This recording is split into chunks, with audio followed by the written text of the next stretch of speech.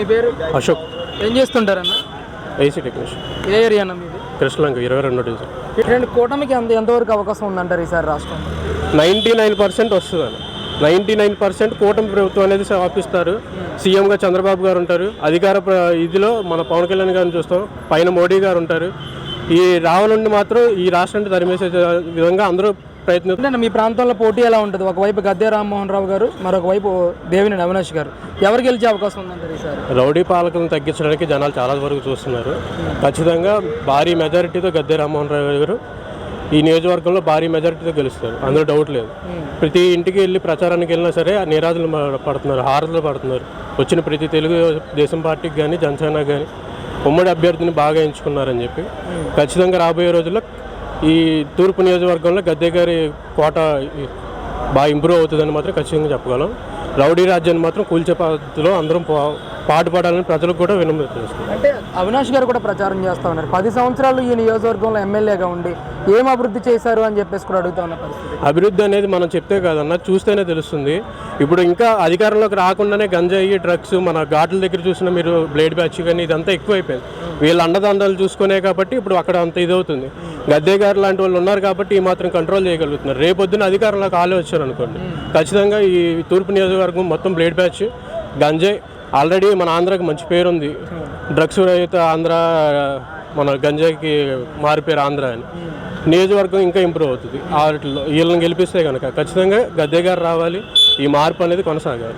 అంటే ముఖ్యంగా ఈ ప్రాంతానికి అవినాష్ గారిని ఇన్ఛార్జ్ చేసిన తర్వాతే రిటర్నింగ్ వాళ్ళు కానీ ఇక్కడ ఉన్న సమస్యలన్నీ కూడా నేను తీర్చానని చెప్పేసి మాట్లాడుతున్నారు. ఎలా చూడొచ్చు అంటారు? 2019లో వరదలు వచ్చినప్పుడు మనకి అటు 15వ డివిజన్లో ఏ వాల్ మీద ఎక్కి కొడాలి నాని గారు కానీ అలాగే అనిల్ యాదవ్ గారు కానీ చూసింది. అంటే గ్రాఫిక్స్లో నుంచొని వాళ్ళు ఏమైనా వీడియోలు తీసుకున్నారా లేకపోతే ఎలా తీసుకున్నారు? ఆ రోజు నిర్మాణం చేశారు, అది ప్రాసెస్లో ఉండగా ఈలోపు ప్రభుత్వం మారింది, వీళ్ళు కంటిన్యూ చేసి దాన్ని ఫిల్ చేశారు. అంతేగాని వీళ్ళు ఫ్రెష్గా చేసింది ఏమి లేదు ఇక్కడ. వాళ్ళు చేసిన దాన్ని వాళ్ళు పునాదేసి వాళ్ళు సగం నిర్మిస్తే దాన్ని కంటిన్యూ చేశారు అంతే. అంతమించి వీళ్ళు ఏదో కొత్తగా ప్రయత్నించి జనాల కోసం ఏదో అభివృద్ధి చేశారు అన్న దగ్గర కరెక్ట్ కాదు. అనుకున్న స్థాయిలో జనసేన, బీజేపీ ఓట్లు టీడీపీకి షేర్ అవుతాయి అంటారా మీ ప్రాంతంలో? ఖచ్చితంగా అవుతాయి. జనసేన సైడ్ నుండి వస్తాయి, అలాగే బీజేపీ నుండి కూడా వస్తాయి. ఒక అభ్యర్థి అనేది మంచి తత్వంగా ఉన్న వ్యక్తిని నిలబెట్టినప్పుడు జనాలు కూడా గట్టిగానే సపోర్ట్ ఇస్తారు. ఎవరేంటో కూడా జనాలు ఈ తూర్పు నియోజకవర్గం ప్రజలకు అందరికీ తెలుసు, అవతల వ్యక్తి ఎవరో యువతల వ్యక్తి ఎవరో అనేది. ఖచ్చితంగా సేవాగుణం ఉన్న గద్దె గారు ఖచ్చితంగా గెలుస్తారని మనస్ఫూర్తిగా కోరు. ఎన్ని ఓట్ల మెజార్టీ వచ్చే అవకాశం ఉందంటారు గద్దె గారు? 1,00,000 ఈజీగా వస్తాయి అన్న. 50 నుండి 1,00,000 వరకు ఈజీగా వస్తాయి మెజారిటీ.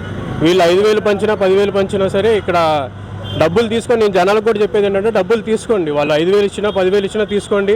మంచి వ్యక్తి ఎవరో మీరే చూసుకొని నిర్ణయించుకోండి. రౌడీ రాజ్యానికి వేస్తారా లేదా రామరాజ్యానికి వేస్తారో ఒకసారి చూసుకోండి. బ్రహ్మ, విష్ణు, మహేశ్వరులాగా ముగ్గురు మనకు ఏకమయ్యారు. నరేంద్ర మోడీ గారు కానీ అలాగే మన పవన్ కళ్యాణ్ గారు కానీ చంద్రబాబు గారు కానీ. ఈ ముగ్గురు దేవతల పరిపాలన చూద్దామా లేదా రావణాసుడు లాంటి ఒక రావణుడి పరిపాలన చూద్దామా? మనకు ఆల్రెడీ పోయిన ఎన్నికల్లో కోటికత్తి డ్రామా వచ్చింది, గుండెపోటు గొడ్డలతో నరికి గుండెపోటు డ్రామా వచ్చింది. అలాగే ఇప్పుడు మొన్నటిదాకా ఒక అబాయకురాలని ఆమెని అపోజిషన్ పార్టీ వాళ్ళు చంపేశారని చెప్పి వాడుకుందామని వెళ్ళారు, అది ఫెయిల్ అయింది, అట్టర్ ఫ్లాప్ అయింది. తర్వాత పెన్షన్లు ఇవ్వలేదని ఒక ముసలాం దగ్గరికి వెళ్తే జోగి రమేష్ గారిని తరిమి కొట్టిన పరిస్థితి ఉంది.